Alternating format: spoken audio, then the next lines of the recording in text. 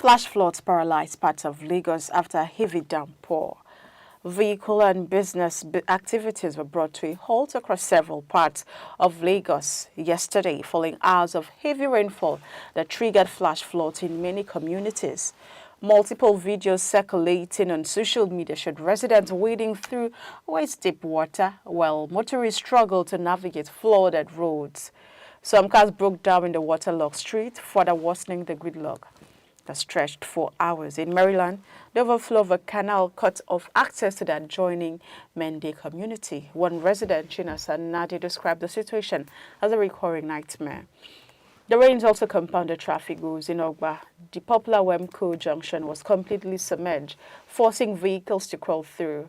Commuter Tunji Abbas lamented the endless gridlock beyond property damage. Experts warned that the economic cost of flooding in Lagos runs into billions of naira annually as homes, vehicles and man-hours are lost. Health risks also increase with stagnant water, often linked to outbreaks of waterborne diseases. Responding to the incident, the Lagos State government sympathized with affected residents and assured that efforts are ongoing to tackle the menace. The Commissioner for Environment and Water Resources, Takumbo Wahab, explained that flooding around Lekki was due to technical challenges in drainage, while incidents near House on the Rock Church were linked to illegal construction on floodplains and indiscriminate refuse dumping. Wahab stressed that such infractions would not be tolerated, as the government also disclosed a new project, including construction of pumping stations already in motion to mitigate flooding in vulnerable areas. Officials insist that Wednesday's flood were largely flash floods, which has since receded, but they acknowledge Lagos' unique vulnerability as a coastal city. When does the acknowledgement end? When does the sympathy end? When does it end? It's not like the flood issue just happened. It didn't pop up from anywhere. We always have time to prepare for flood. But somehow, we still see, imagine a dumping of refuse being a reason. Imagine technical fault being an issue with the drainage system. In a city that is coastal, you know that flood is prone to dislocation. Beautiful. We saw some houses that were, bulldozed earlier because they were either blocking the waterways or standing across drainage system. The Lagos State government swung into action and saw that those were taken out. But I'm thinking to myself, okay, so why are we still having issues with people dumping refuse indiscriminately? What actions are put in place to mitigate these things? Why are we having technical fault with the drainage system? Why do we still have wrong construction of gutters in Lagos? Why? It's crazy. You need to see how the kind of damage that this flood is, causing in institution, in organization, in houses, in homes. And it's like every year there's a story around flooding in Lagos. But why have we not been able to hack the situation? Just look at, this is a workspace for God's sake, and this is what we have. In Lagos, what do you do? So what happens? It means we are not even ready are we ready for disaster? It feels like we are not ready. We always just hope that nothing happens. And so because we have so much hopes, of course, maybe renewed hope agenda. But because we have so much hope, we just think that nothing of such will happen. I don't think we should be we shouldn't be walking expecting that no bad omen comes. We should prepare ahead. And how do you prepare ahead? Put the things in place, put the right infrastructure, put the right modalities in place to ensure that issues around flooding are not anymore news. I do not like that I'm reading this about Lagos. It's Lagos.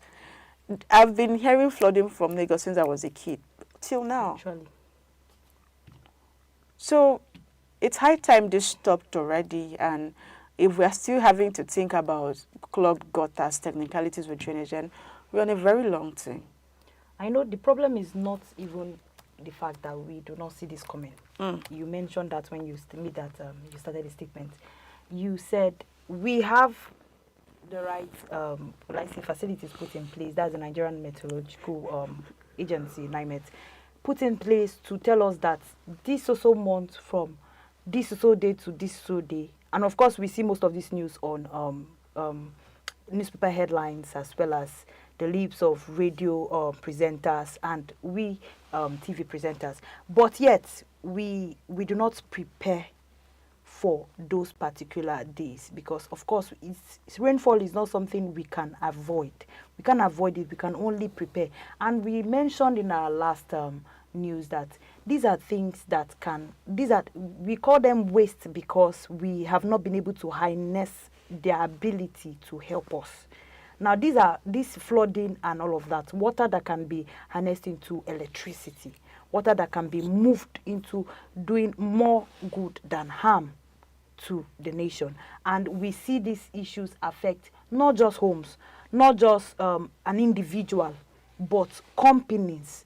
We lose will I say, economic value every year. We're talking about poverty in the country, and yet we are still look at our facilities.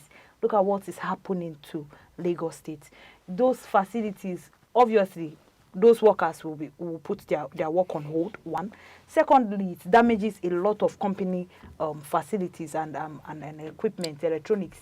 Of course, you know that water is not good for electronics, and of course, if they do damage, more damage than good, we lose every year electronics that we've not been able to even fully will I say move into the advanced stage of it. We are the one while we are managing, we still lose them to flood, and this is causing problem. I do not even want to talk about only the economic value. The fact that we also see that we suffer health crisis from this particular flooding every year. Health cases comes out from and it can be fact that it can be avoided is the major will I say heart cry. You can avoid something, you get the information even before it comes, but yet you do nothing with the information and it does more harm than good to the society. Something that can be harnessed and can be used for better causes. Now, it also, this flood has actually can be prevented if we have good drainage systems in places. Like you said, if we build good drainage systems for these particular cases, we would not be facing them again and again. And we're tired. We're tired of lamenting and crying and passing, will I say, tributes to the companies and individuals that actually lose a lot to this flooding. We're tired of the government always saying they will do something about it. They will do something about it. We want a permanent solution to this.